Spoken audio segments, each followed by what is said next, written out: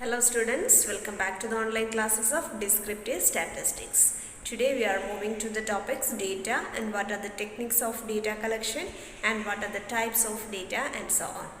So let's move to the topics. So what do you mean by a data? A statistical inquiry of a phenomena always begins with a collection of data, numerical fact. So statistical deals with a large mass of interrelated data to make the statistical studies more useful and the data most reliable.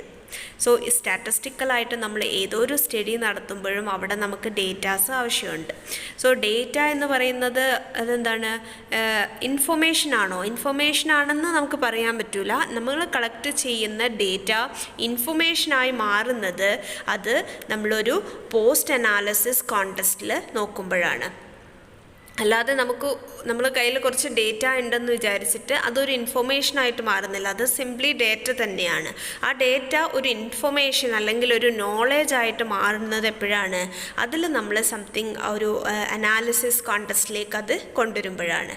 So while the concept of data is commonly associated with scientific research and data is collected by a huge range of organization and institution. Everyone is collecting the data. നമുക്കറിയാം, നമ്മളൊരു മാളിൽ പോകുമ്പോൾ തന്നെ അവിടെ നമ്മൾ datas collect ചെയ്യുന്നുണ്ട്. നമ്മളറിയാതെ തന്നെ ചിലപ്പോൾ കളക്ട് ചെയ്യുന്നുണ്ട്, നമ്മൾ അറിഞ്ഞുകൊണ്ട് കളക്ട് ചെയ്യുന്നുണ്ട്. അങ്ങനെ ഒരുപാട് സ്ഥലങ്ങളിൽ നമ്മൾ ഡേറ്റാസ് കളക്ട് ചെയ്തുകൊണ്ടിരിക്കുകയാണ്. ഇപ്പോൾ നമ്മൾ ആപ്സിലൊക്കെ ഏതെങ്കിലും ഒരു പ്രോഡക്റ്റ്, ഒരു പെർട്ടിക്കുലർ പ്രോഡക്റ്റ് നമ്മൾ നോക്കുമ്പോൾ, നമ്മൾ ഫ്ലിപ്കാർട്ടിലോ ഒക്കെ നമ്മളൊരു പ്രോഡക്റ്റ് നോക്കുമ്പോൾ നമ്മൾ ഫേസ്ബുക്ക് തുറന്നാൽ നമുക്ക് സജഷൻ വരുന്നത് കാണാറില്ലേ? അതൊക്കെ എന്താണ്, നമ്മൾ ഡേറ്റാസ് ഇങ്ങനെ കളക്ട് ചെയ്തുകൊണ്ടേ ഇരിക്കുകയാണ്. നമുക്കതിൽ ഇന്ന പ്രോഡക്റ്റിന് നമുക്ക് താല്പര്യമുണ്ടെന്നുള്ളത് ആ ഒരു ഡേറ്റ അത് ഡേറ്റാ ബേസിലേക്ക് പോയിക്കൊണ്ടിരിക്കുകയാണ്. അപ്പോൾ നമ്മുടെ ഡേറ്റ എന്ന് പറയുന്നത് എല്ലാ സ്ഥലങ്ങളിലും, എല്ലാ ഓർഗനൈസേഷൻ ആവട്ടെ, ഇൻസ്റ്റിറ്റ്യൂഷൻ ആവട്ടെ, ബിസിനസ് ആവട്ടെ, എല്ലാ ഇൻസ്റ്റിറ്റ്യൂഷനിലും, അതുപോലെയുള്ള സെയിൽസ് ഡേറ്റ ആയാലും, റവന്യൂ ആയാലും, പ്രോഫിറ്റ് ആയാലും, സ്റ്റോക്ക് പ്രൈസ് ആയാലും, ഇങ്ങനെയുള്ള കാര്യങ്ങളിലൊക്കെ എല്ലാവരും എന്ത് ചെയ്യണം? ഈ ഡേറ്റ കളക്ട് ചെയ്തുകൊണ്ടിരിക്കുന്നുണ്ട്. So data may be obtained either from primary source or secondary source. അപ്പോൾ ഡേറ്റ എന്താണ് നമുക്ക് മനസ്സിലായി. ഇങ്ങനെ നമ്മൾ കളക്ട് ചെയ്യുന്ന ഇൻഫർമേഷൻ, അതിന് ഇൻഫർമേഷൻ എന്ന് നമ്മൾ പറയുന്നത് അതൊരു അനാലിസിസ് കോണ്ടെക്സ്റ്റിലേക്ക് കൊണ്ടുവരുമ്പോഴാണ് നമ്മുടെ ഡേറ്റ, നമ്മുടെ കയ്യിലുള്ള ഡേറ്റ ഇൻഫർമേഷനായിട്ട് മാറുന്നത്. അപ്പോൾ അങ്ങനെയുള്ള ഡേറ്റ നമുക്ക് പ്രൈമറി സോഴ്സിൽ നിന്നും അല്ലെങ്കിൽ സെക്കൻഡറി സോഴ്സിൽ നിന്നും കളക്ട് ചെയ്യും. എന്താണ് ഈ primary source and secondary source എന്ന് പറയുന്നത്? The source of data are said to be primary when the data are published or released by the organization that actually collected them. അതായത് നമ്മുടെ പ്രൈമറി ഡേറ്റ എന്ന് പറയുന്നത് അവിടെ നമ്മളാണ് for the first time we are collecting the data. നമ്മൾ ഡയറക്റ്റായിട്ട് പോയിട്ട് നമ്മൾ കളക്ട് ചെയ്യുന്ന ഡേറ്റ, അതിനെയാണ് നമ്മൾ പ്രൈമറി ഡേറ്റ എന്ന് പറയുന്നത്. And the sources of data are organized secondary when the data are published or released by another organization. അപ്പോൾ ഫോർ എക്സാമ്പിൾ നമ്മൾ ഈ കോളേജിൽ മുന്നേ പഠിച്ച കുട്ടികളെ പറ്റി ഒരു സ്റ്റഡി നടത്തുകയാണെന്ന് വിചാരിക്കുക. ഓക്കെ, അപ്പോൾ നമുക്ക് മുന്നേ പഠിച്ച കുട്ടികളുടെ ഇൻഫർമേഷൻ ഇവിടുത്തെ ഡേറ്റാബേസിൽ അവൈലബിൾ ആണ് അല്ലേ? അപ്പോൾ നമ്മൾ എന്ത് ചെയ്യും? നമ്മൾ കോളേജിനെ കോണ്ടാക്ട് ചെയ്തിട്ട് അവിടെ നിന്നാണ് നമ്മൾ ആ ഡേറ്റ കളക്ട് ചെയ്യുന്നത്. So it is A secondary data. നമ്മൾ ഡയറക്റ്റായിട്ട് മുന്നേ ഇവിടുന്ന് പോയിട്ടുള്ള അലൂമിനി സ്റ്റുഡൻസിനെ കോണ്ടാക്ട് ചെയ്ത് അവരുടെ കയ്യിൽ നിന്നല്ല ഇൻഫർമേഷൻസ് കളക്ട് ചെയ്യുന്നത്. ഇൻഫർമേഷൻസ് വെച്ചാൽ നമ്മൾ അവരുടെ മാർക്കിനെ വെച്ചിട്ടാണ് ഒരു സ്റ്റഡി നടത്തുന്നതെന്ന് വിചാരിക്കുക. ഓക്കെ, അപ്പോൾ നമുക്ക് എന്ത് ചെയ്യാം? 2 മെത്തേഡ് ഉണ്ട്. ഒന്നുകിൽ നമുക്ക് ഡയറക്റ്റ്ലി അവരെ കോണ്ടാക്ട് ചെയ്തിട്ട് അവരുടെ മാർക്സ് ചോദിച്ചറിയാം. അതല്ലാന്നുണ്ടെങ്കിൽ നമ്മുടെ കോളേജിൽ അവരുടെ മാർക്സ് അവൈലബിൾ ആണ്. അപ്പോൾ നമുക്ക് എന്ത് ചെയ്യാം? ഓഫീസുമായി കോണ്ടാക്ട് ചെയ്തിട്ട് ആ ഇൻഫർമേഷൻസ് എടുക്കാം. അങ്ങനെ നമ്മൾ ഓഫീസുമായിട്ട് കോണ്ടാക്ട് ചെയ്ത് എടുക്കുന്ന ഇൻഫർമേഷനാണ് സെക്കൻഡറി ഡേറ്റ എന്ന് പറയുന്നത്. അത് നമ്മളല്ല ഫസ്റ്റ് കളക്ട് ചെയ്തത്, കോളേജ് കളക്ട് ചെയ്ത ഡേറ്റയാണ്, നമ്മളത് യൂസ് ചെയ്യാണ്. സോ അതാണ് സെക്കൻഡറി ഡേറ്റ എന്ന് പറയുന്നത്. പ്രൈമറി ഡേറ്റ എന്ന് പറയുമ്പോൾ നമ്മൾ ഡയറക്റ്റ്ലി പോയിട്ടാണ് അവിടെ നിന്ന് ആ ഡേറ്റ കളക്ട് ചെയ്യുന്നത്.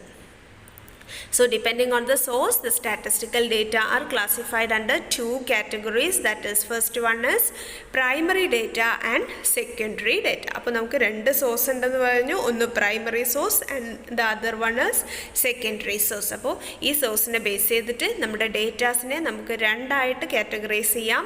The first one is primary data and the second one is secondary data.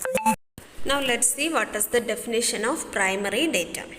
And the primary data are collected by a particular person or investigator and it is first hand information. അല്ലേ, നമ്മളാണ് first ആയിട്ട് ആ data പോയി collect ചെയ്യുന്നത്. And the collection of primary data involves a lot of time, money and effort. ശരിയല്ലേ, നമുക്ക് secondary data എന്ന് പറയുന്നത് ഈസി ആയിട്ട് നമുക്ക് അവൈലബിൾ ആണ്. പക്ഷേ പ്രൈമറി ഡേറ്റ എന്ന് പറയുമ്പോൾ അവിടെ നമ്മൾ എന്ത് ചെയ്യണം, നമ്മൾ ഓരോ പേഴ്സണെ പോയിട്ട് കാണണം, എന്നിട്ട് നമ്മൾ ഡയറക്റ്റ് ആയിട്ട് കളക്ട് ചെയ്യണം. അപ്പോൾ അവിടെ നമുക്ക് ടൈം കൺസ്യൂമിങ് വരുന്നുണ്ട്, അതുപോലെ തന്നെ മണി കൺസ്യൂമിങ് ആണ് അല്ലേ. നമുക്ക് കൂടാതെ ഇൻവെസ്റ്റിഗേറ്ററിൻ്റെ എഫേർട്ടും അവിടെ ആവശ്യമുണ്ട്. So the primary data are those which are collected for the first time and are thus original in character, whereas secondary data are those which have already been collected by some other persons and which have passed through a statistical machine at least once. അല്ലേ, നമ്മുടെ secondary data ആകുമ്പോൾ ആ data already collect ചെയ്ത് വെച്ച ഡേറ്റയാണ്. അപ്പോൾ അതെന്തിനായിരിക്കും അവർ collect ചെയ്ത് വെച്ചത്? അവർക്ക് വേണ്ടിയിട്ടുള്ള എന്തെങ്കിലും ഒരു സ്റ്റഡി നടത്താൻ വേണ്ടിയിട്ടായിരിക്കും അവർ ആ ഡേറ്റ ഓൾറെഡി കളക്ട് ചെയ്തിട്ട് വെച്ചിട്ടുള്ളത്. സോ അങ്ങനെ വരുമ്പോൾ ആ ഡേറ്റ എന്താണ്, ഏതെങ്കിലും സ്റ്റാറ്റിസ്റ്റിക്കൽ പ്രോസസ്സിലൂടെ കടന്നു പോയ ഡേറ്റ ആയിരിക്കും നമുക്ക് കിട്ടുന്നത്. പക്ഷേ നമ്മുടെ പ്രൈമറി ഡേറ്റ എന്ന് പറയുന്നത് അത് ഒറിജിനൽ ആയിരിക്കും. Okay, and the secondary data is collected by some other person for some other purpose but can be used by present investigator for present purpose. So now the method of collecting primary data. The important methods of collecting primary data are the following. First one is direct personal investigation. Direct personal investigation എന്ന് വെച്ചാൽ എന്താണ്, നമ്മൾ direct ആയിട്ട്, അതായത് personal interview എന്നൊക്കെ പറയില്ലേ, നമ്മൾ direct ആയിട്ട് പോയിട്ട് ഇൻവെസ്റ്റിഗേറ്റ് ചെയ്യുക. Then indirect oral investigation, indirect ആയിട്ട് നമുക്ക് ഫോണിൽ വിളിച്ചിട്ടാവാം, അങ്ങനെയുള്ള ഇൻവെസ്റ്റിഗേഷനെയാണ് ഇൻഡയറക്റ്റ് ഓറൽ ഇൻവെസ്റ്റിഗേഷൻ എന്ന് പറയുന്നത്. Then schedule send through enumerators, schedule കൊടുക്കുക, നമ്മളൊരാളെടുത്ത് ഷെഡ്യൂൾ കൊടുത്തിട്ട് ഇൻഫർമേഷൻസ് കളക്ട് ചെയ്യുക, അതിനെയാണ് ഷെഡ്യൂൾഡ് സെൻഡ് ത്രൂ എന്യൂമറേറ്റേഴ്സ് എന്ന് പറയുന്നത്. Then mailed questionnaire method. Questionnaire കണ്ടിട്ടുണ്ടാവും, എല്ലാവർക്കും അറിയാലോ എന്താണ് ക്വസ്റ്റ്നെയർ എന്ന്. It's a list of questions related to a subject. So questionnaire കൊടുത്തു വെച്ചിട്ട് ഡാറ്റ കളക്ട് ചെയ്യുന്ന മെത്തേഡാണ് mailed questionnaire method. And the information through correspondent. കറസ്പോണ്ടൻറ്റുകൾ ഉണ്ടാവും, അവർ വഴി നമ്മൾ ഇൻഫർമേഷൻസ് കളക്ട് ചെയ്യുക. അത് സെക്കൻഡറി ഇൻഫർമേഷൻ അല്ല, പ്രൈമറി ഇൻഫർമേഷൻ തന്നെയാണ് നമ്മൾ കളക്ട് ചെയ്യുന്നത്. പക്ഷേ നമ്മളവിടെ കറസ്പോണ്ടൻറ്റ് ത്രൂ ആണ് ഇൻഫർമേഷൻ കളക്ട് ചെയ്യുന്നതെന്ന് മാത്രം. So these are the methods of collecting primary data. And for the secondary data, the major sources are published sources.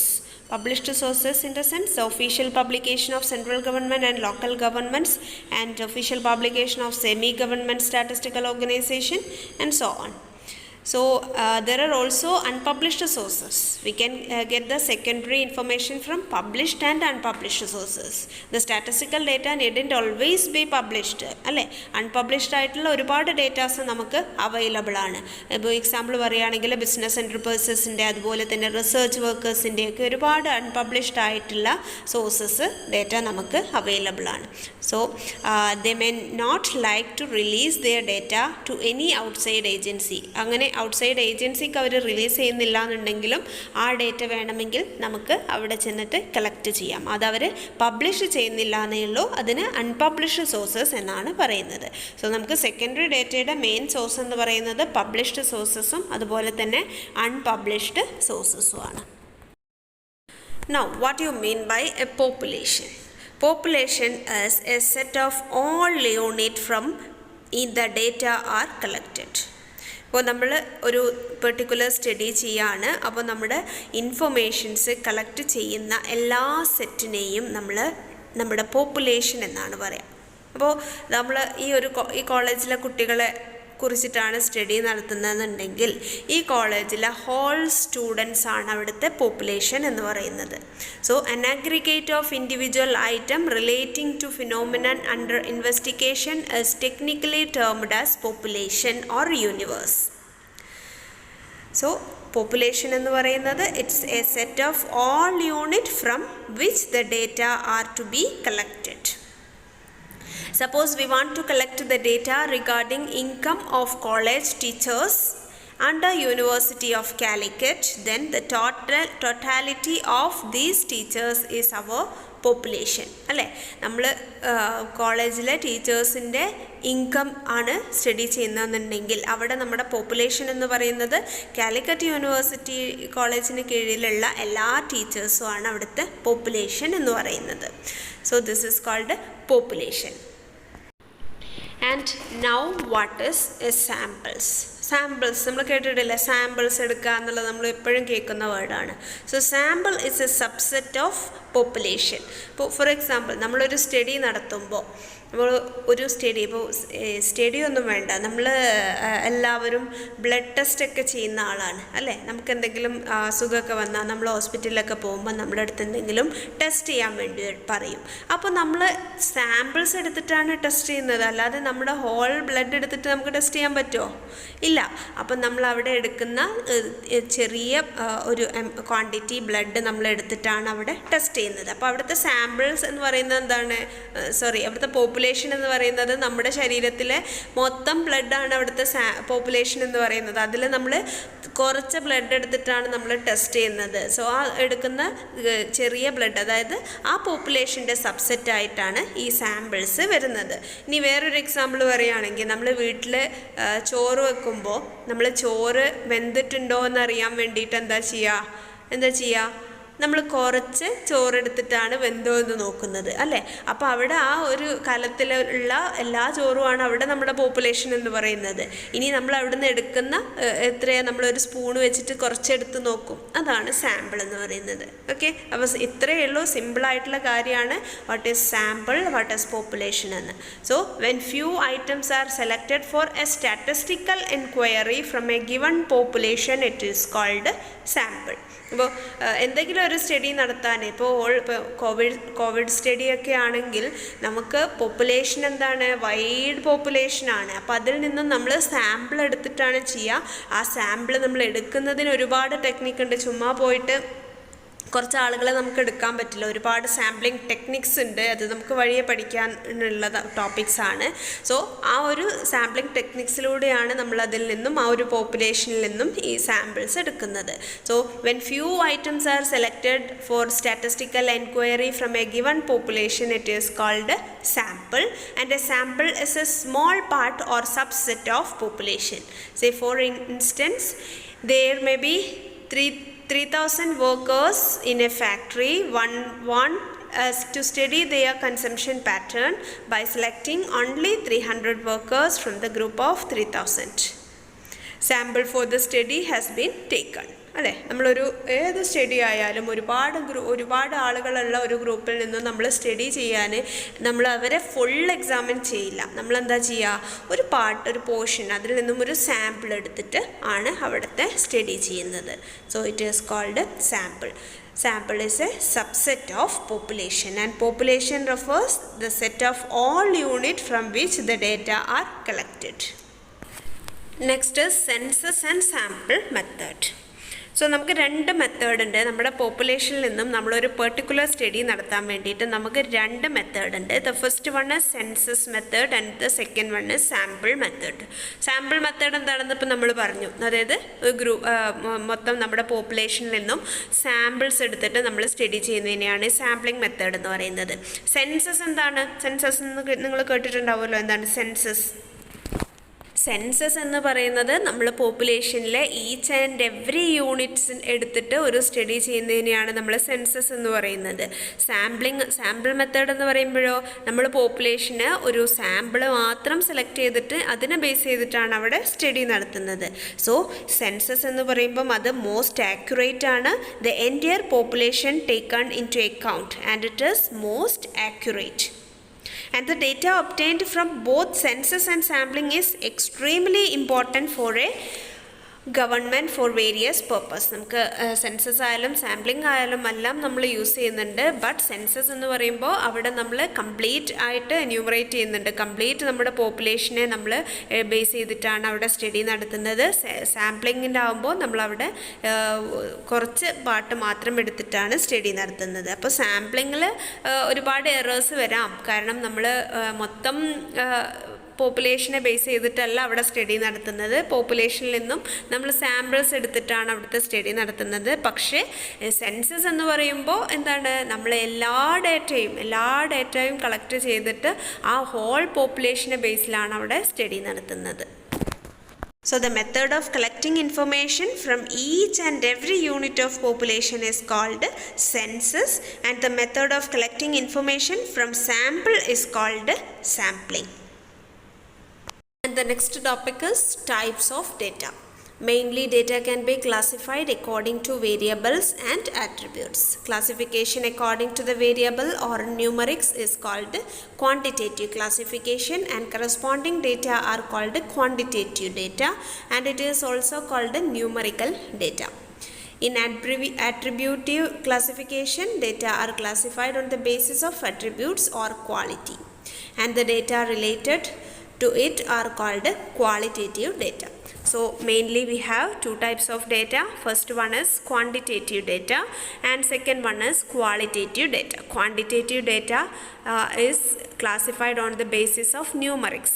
നമുക്ക് ന്യൂമറിക്കൽ ആയിട്ട് ക്ലാസിഫൈ ചെയ്യാൻ പറ്റുന്ന ഡേറ്റനെയാണ് നമ്മൾ ക്വാണ്ടിറ്റേറ്റീവ് ഡേറ്റ എന്ന് പറയുന്നത്. അത് നമുക്കൊരു മെഷർമെൻ്റ് ആണ്. ന്യൂമറിക്സ് ആയിട്ടാണ് ആ ഡേറ്റനെ നമ്മൾ ക്ലാസിഫൈ ചെയ്യുന്നത്. ന്യൂമറിക്സ് ആയിട്ട് ക്ലാസിഫൈ ചെയ്യുക എന്ന് പറയുമ്പോൾ ഇപ്പോൾ ഫോർ എക്സാമ്പിൾ നിങ്ങളുടെ മാർക്സ് അല്ലേ, മാർക്സ്, ഏജ്, അതുപോലെയുള്ള ക്ലാസിഫിക്കേഷൻ വരുന്നതിനെയാണ് നമ്മൾ ക്വാണ്ടിറ്റേറ്റീവ് ഡേറ്റ എന്ന് പറയുന്നത്.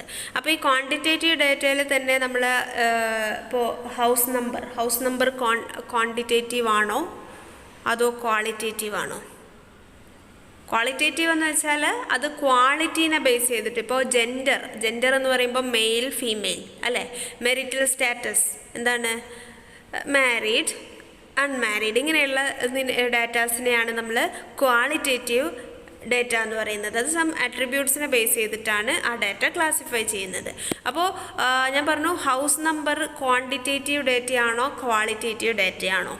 ഹൗസ് നമ്പർ വരുന്നത് ക്വാണ്ടിറ്റേറ്റീവ് ഡേറ്റ എന്ന് നമുക്ക് പറയാൻ പറ്റില്ല. കാരണം അവിടെ നമ്മൾ ഹൗസ് നമ്പറിനെ ആഡ് ചെയ്യുക അല്ലെങ്കിൽ അങ്ങനെയുള്ള ഓപ്പറേഷൻ നമുക്കതിൽ പറ്റില്ല അല്ലേ. അപ്പോൾ അതും കൂടെ നിങ്ങൾ ശ്രദ്ധിക്കണം. എല്ലാ ന്യൂമറിക്കൽ ഇതിൽ ക്ലാസിഫൈ ചെയ്യുന്ന ഡേറ്റേനെ നമ്മൾ ക്വാണ്ടിറ്റേറ്റീവ് ഡേറ്റ എന്ന് വിളിക്കില്ല. നമുക്ക് അതിൽ നിന്നും എന്തെങ്കിലും അത് എന്താ പറയുക മീനിങ് ഫുൾ ആവണം. നമുക്കതിന് എന്തെങ്കിലും ഓപ്പറേഷൻസ് ഒക്കെ ചെയ്യാൻ പറ്റണം. അപ്പോൾ മാർക്സ് ആയാലും നമുക്ക് ആഡ് ചെയ്യാൻ പറ്റും അല്ലേ. അപ്പോൾ അങ്ങനെയുള്ള ഡേറ്റാസിനെയാണ് ക്വാണ്ടിറ്റേറ്റീവ് ഡേറ്റ എന്ന് പറയുന്നത്.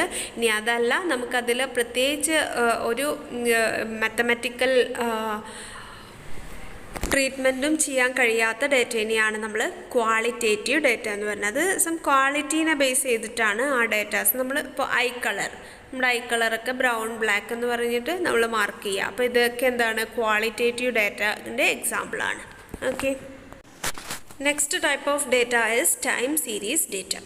A time series is a set of observation in the values that a variable takes at different time. Such data may be collected at regular interval of time, say daily, weekly or monthly, quarterly, annually, etc. So time series data എന്ന് പറയുമ്പോൾ നമ്മൾ over different പീരിയഡിൽ datas collect ചെയ്യുകയാണ്. അതിനെയാണ് time series data എന്ന് പറഞ്ഞത്. ആ period എന്ന് പറയുമ്പോൾ ഡെയിലി ആവാം, അല്ലെങ്കിൽ വീക്ക്ലി ആവാം, മന്ത്ലി ആവാം, അങ്ങനെ ആനുവലിയും ആവാം. So time series data is the data collected over a period of time, and the script T is be used for the time series data. ഇപ്പോൾ നമ്മൾ സെയിൽസൊക്കെ ഡിഫറെൻറ്റ് പീരിയഡിലെ സെയിൽസൊക്കെ മാർക്ക് ചെയ്യും അല്ലേ, അതൊക്കെ ടൈം സീരീസ് ഡേറ്റയിലാണ് വരുന്നത്. അപ്പോൾ ഓവർ പീരിയഡിൽ നമ്മൾ ആ ഡേറ്റാസ് ഇങ്ങനെ കളക്ട് ചെയ്തുകൊണ്ടേ ഇരിക്കുകയാണ്. എത്ര സെയിൽസ്, കഴിഞ്ഞ മന്തിൽ എത്ര സെയിൽസ് ഉണ്ടായി, ഈ മന്തിൽ എത്ര സെയിൽസ് ഉണ്ടായി, അതിന് മുന്നേയുള്ള മന്തിൽ എത്ര സെയിൽസ് ഉണ്ടായി, ഇങ്ങനെ ഓവർ എ പീരിയഡിൽ നമ്മൾ ഡേറ്റാസ് കളക്ട് ചെയ്തുകൊണ്ടേ ഇരിക്കുകയാണ്. അതിനെയാണ് നമ്മൾ ടൈം സീരീസ് ഡേറ്റ എന്ന് പറയുന്നത്. And the next type of data is nominal and ordinal data. It's not norminal, it is nominal. Please correct it. Nominal, nominal. So we can record sex of a person as 0 and 1 corresponding to the male or a female. Similarly, we can record a person's marital status as 1, 2, 3 or 4 depending on whether the person is single or married. Or അല്ലെങ്കിൽ നമ്മൾ കോളേജിലെ സ്റ്റുഡൻസിനെ നമ്മൾ male and female എന്നുള്ള categorise ചെയ്യാൻ പോവാണ്. അപ്പോൾ നമ്മൾ mail എന്നുള്ളതിന് 0 എന്നും അതുപോലെ ഫീമെയിൽ എന്നുള്ളതിന് 1 എന്നും കൊടുത്തു. ഓക്കെ, അപ്പോൾ ഇങ്ങനെ നമ്മൾ ഈ കൊടുക്കുന്ന നമ്പേഴ്സ് എന്ന് പറയുന്നത് ഇതിന് നമ്പേഴ്സിൻ്റെ പ്രോപ്പർട്ടി ഒന്നും ഉണ്ടായില്ല. അത് കാരണം നമുക്കതിന് it is not capable for further arithmetic operation അല്ലേ. അപ്പോൾ നമുക്ക് അതിന് പ്രത്യേകിച്ചൊരു അരിത്മെറ്റിക് ഓപ്പറേഷൻസ് ഒന്നും ചെയ്താൽ അതെന്തായിരിക്കും, മീനിങ്ലെസ് ആയിരിക്കും. So in this artificial or nominal way the categorical data can be made into numerical data refers to the numbers as nominal data. So nominal data are numerical in name only. Nominal scale measurement are used for identifying food habit, that is vegetarian or non-vegetarian, and a gender, male or female, etc. And now the next type is ordinal data. If the unit can be categorized based on ranking or any other order, such measurement is called ordinal measurement. ഇപ്പോൾ example പറയുകയാണെങ്കിൽ നമ്മുടെ ഒരു particular കമ്പനിയിലെ എംപ്ലോയീസിനെ എല്ലാം categorise ചെയ്തിട്ടുണ്ട്. A, B, C, D and E എന്ന് പറഞ്ഞിട്ട് categorise ചെയ്തിട്ടുള്ളതാണ് based on their merit and experience. അവരുടെ മെറിറ്റ് അല്ലെങ്കിൽ എക്സ്പീരിയൻസ് ഒക്കെ നോക്കിയിട്ട് ഒരു പെർട്ടിക്കുലർ കമ്പനിയിലെ എംപ്ലോയീസിനെ എല്ലാം കാറ്റഗറൈസ് ചെയ്തിട്ടുണ്ട്. So this hierarchical ordering of this particular employee is in category E higher position compared to the category of A അല്ലേ. ഇ എന്ന് പറയുന്ന കാറ്റഗറിയിൽ വരുന്ന എംപ്ലോയി ഹയർ പൊസിഷനിലാണ് നിൽക്കുന്നത് എ എന്ന് പറയുന്ന കാറ്റഗറിയിലുള്ള എംപ്ലോയി ആയിട്ട് കമ്പയർ ചെയ്യുമ്പോൾ. So this ordering is say something about their hierarchical data അല്ലേ. ഇങ്ങനെ നമ്മൾ ഓർഡർ ചെയ്യുമ്പോൾ A, B, C, D, E എന്ന് പറഞ്ഞ് ഓർഡർ ചെയ്യുമ്പോൾ അവിടെ ആ ഓർഡറിങ് നമുക്ക് ആ ഓർഡറിങ്ങിലേക്ക് നോക്കുമ്പോൾ നമുക്ക് കുറച്ച് ഇൻഫർമേഷൻസ് കിട്ടുന്നുണ്ട് അല്ലേ.